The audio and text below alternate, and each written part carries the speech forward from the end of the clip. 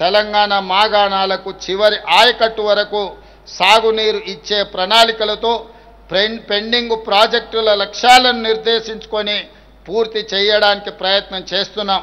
కృష్ణానది గోదావరి జలాల్లో మన వాటాల సాధనలో రాజీ పడే సమస్యనే లేదు.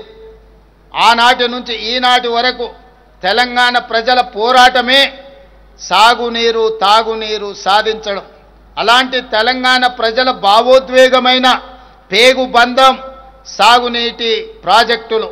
కృష్ణా గోదావరి నదులలో ప్రతి చుక్క తెలంగాణకు రావాల్సిన వాటాను సాధించి ఎవరి ఒత్తిడికి లొంగేది లేదు, ఎవరి ఆరోపణలకు బెదిరేది లేదు.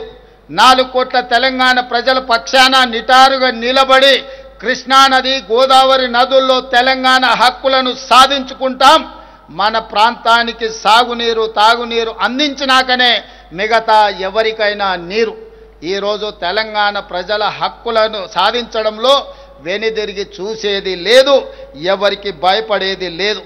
ప్రభుత్వం ఈ విషయంలో వ్యూహాత్మకంగా వ్యవహరించడమే కాదు, ఎత్తుగడలతో నిర్ణయం తీసుకుంటుంది.